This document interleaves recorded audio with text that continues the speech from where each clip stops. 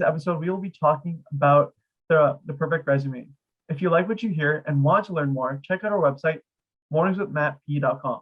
Follow us on Instagram and TikTok at morningswithmattp, or follow Matt Parkin on LinkedIn. Now, getting to the episode, our first question for today is, how do you make a great resume?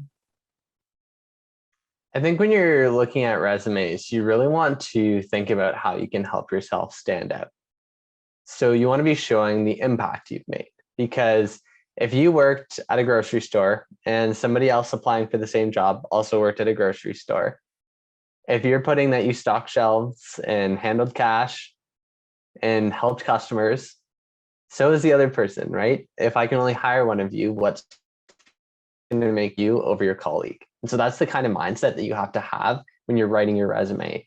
Think about specifically, what did you do, right? So did you think of a way to check out people faster? Did you think of a way to handle the receipts and cash faster? Did you think of a way to greet customers that elicited more positive responses and help them answer their questions faster, right? Did you think of, if you're at a grocery store, did you think of a way to cut the boxes open faster and stock the cans faster, or figure out a way how to load the cart with the food you're taking out to reduce all of the back and forth trips? Those are some of the things that you can kind of think about to say, okay, what did I do specifically that was different from somebody else, right? So that's one thing to think about. The second thing to think about is transferable skills, right? So if you're applying to a marketing coordinator role and you've never had a marketing internship, never worked in marketing before, you might think that you don't have any relevant experience, but you do, right? If you think about it, I'm sure a lot of people, are on social media. They post things on social media, whether it be for their personal accounts, whether it be for a school club. Maybe they're in a class and they made a marketing research report or a target market analysis for their marketing class. Those are all relevant skills that you can take and apply for when you're highlighting your marketing experience for the marketing job you're applying to, right? Same thing if you're working, let's say you want to get into consulting, right? A big aspect of consulting is communication and problem solving. If you are a sports official, like I am, you are communicating and problem solving, right? You're trying to manage conflict with parents and players and coaches getting angry at you. You're trying to figure out, make second decisions, and you're having to communicate to other people. Those are all transferable skills that you can bring over to that consulting role. Or if you're a swim instructor or a camp counselor, right? Buddy's sitting in the corner, doesn't want to play in the game. Or Susie won't stay on the wall and she keeps swimming across the pool, coming back and forth, right? Using those problem solving skills, those are the same skills that you can transfer into consulting. So transferable skills is a big one. And then finally, just reflecting and being willing to ask for help. When I was in my first couple of years of university, I thought I had a great resume. I had a lot of good experience. I was super involved. And I didn't get a lot of feedback on my resume. I didn't go to the Career Center to ask for help. I didn't reach out to upper year students to have them edit my resume. I didn't ask working professionals or get a career coach, right? And so I think a big thing with that is taking that extra step. And so if you're interested in more help with your resume, feel free to check out our website. We have a free resume template there. And you can also book a call to work one-on-one with our team to help revamp your resume. Yeah, and definitely if you're looking at ways to reformat your resume or write it in a better way, just look at resume exemplars or go on LinkedIn and look at how other people format and discuss and frame their own experiences. Going to our next question though is, what are some common errors most people make when creating their resume?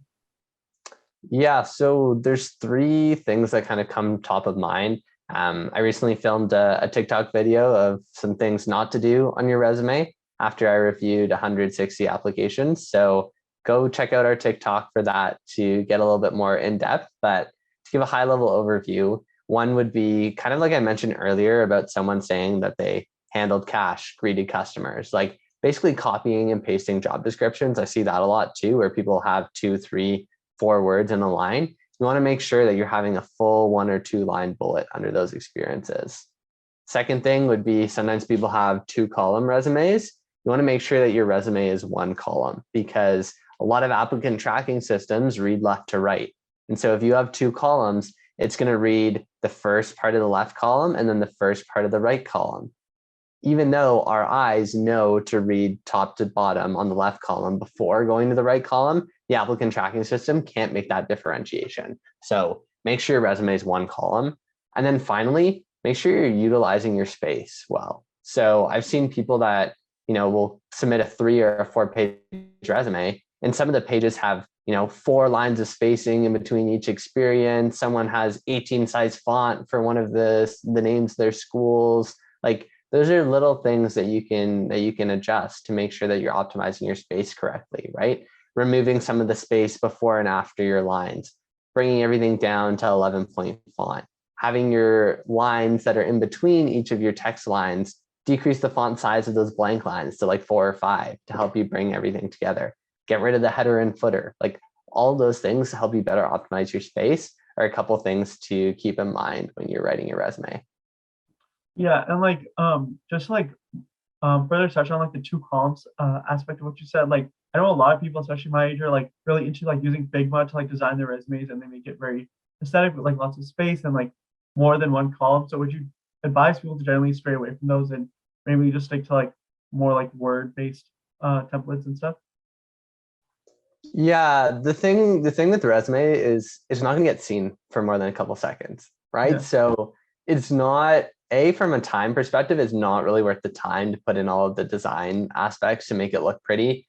Secondly, you run the risk of, if you use orange as your color and the person reading your resume doesn't like orange for whatever reason, like, you've just done yourself out of a job, right? And so removing some of those biases are important too. And then finally, like you mentioned, because some of the ATS systems, they're not able to sense the Figma graphics, or not able to sense sometimes the left to right with the columns. I would really say that, like, Word is the way to go. You can make it, look pretty. You can make your name a different color if you want. You can, if you really want to add a border, you can. But I think just going plain old school traditional Word is the best way to go in terms of your resume. You want to make it skimmable and easy to read. Doesn't have to be the prettiest document ever, but it's got to get the information across and get the job done. Yeah. Moving on to my next question. What are some simple ways you can revise your resume right now to improve it? Yeah, so a couple of things you can do for revising your resume right away. One would be going through all of your bullet points and making sure that they are optimizing the space. So if you have a bullet point that's 1.5 lines long, either add more text to complete that second line, or condense it a little bit so it's only a single line bullet. That'll help you save a ton of space. Secondly, but make sure everything is aligned, right? So your company names and positions all aligned on the left, your dates all aligned on the right, making sure that's all good, making sure your text is all, the same font size, that kind of thing. There's a couple of easy tips that you can use.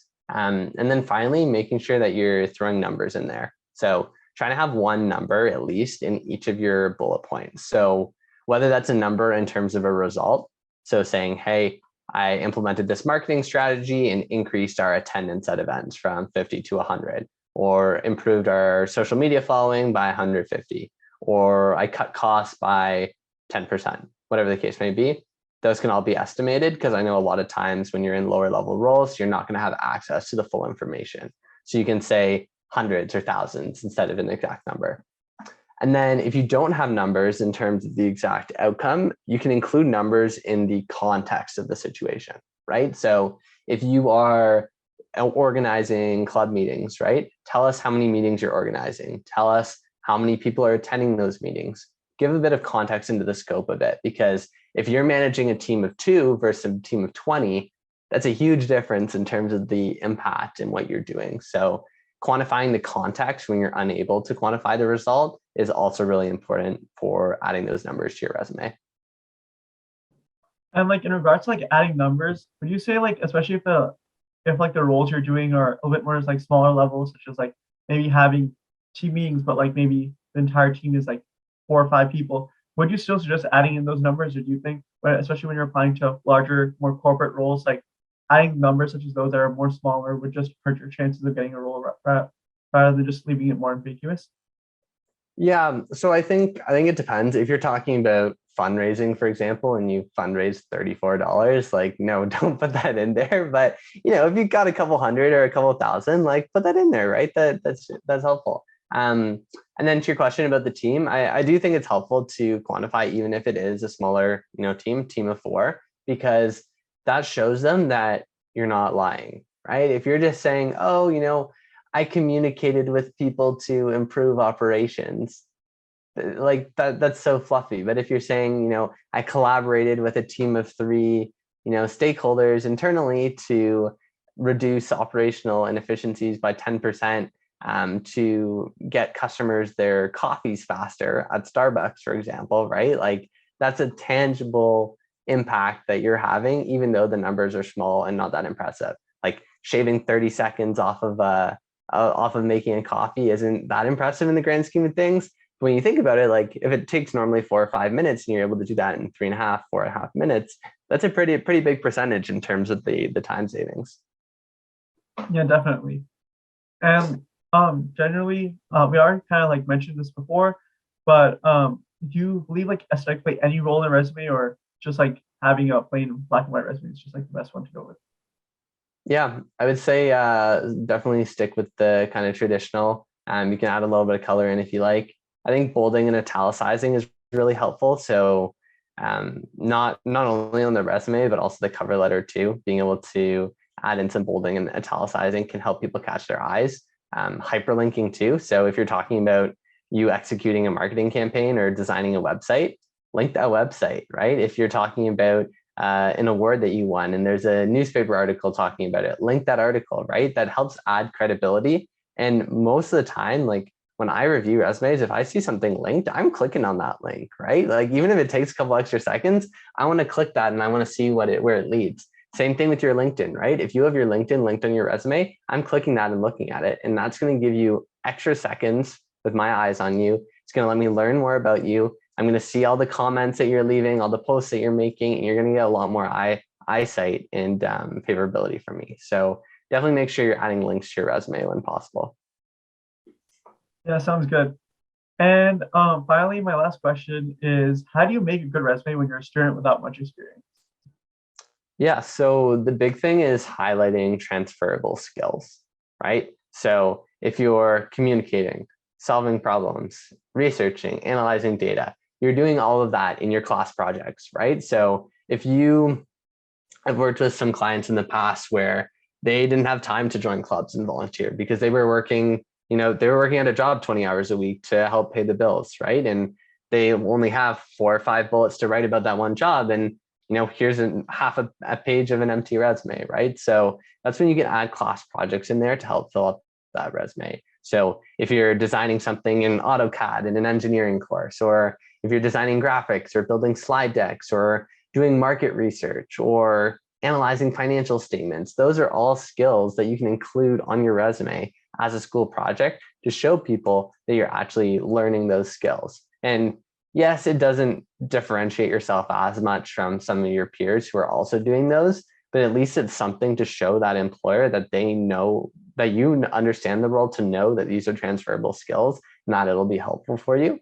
And second thing is to just ask for help, right? So come chat with us here at the Mornings with Matt team. We do a great job in terms of revamping people's resumes. I was working with someone who, they had Dairy Queen, they had cashier, they had some customer service jobs on their resume, and we got them a role at an event marketing company, right? So you're really able to leverage those transferable skills from your class projects and your hourly wage part-time jobs to really help you stand out in the job search process when you're looking for internships or full-time jobs. Yeah, definitely. Like, you'll always be surprised about like what experiences really stand out to employers. And that's all the time we actually have for today. So stay tuned for next week's episode. If you found this episode helpful, we'd love to rate our podcast and share with a friend. If you want to learn more, check out our website, morningswithmattp.com. Follow us on our Instagram and TikTok at morningswithmattp, or follow Matt Parkin on LinkedIn.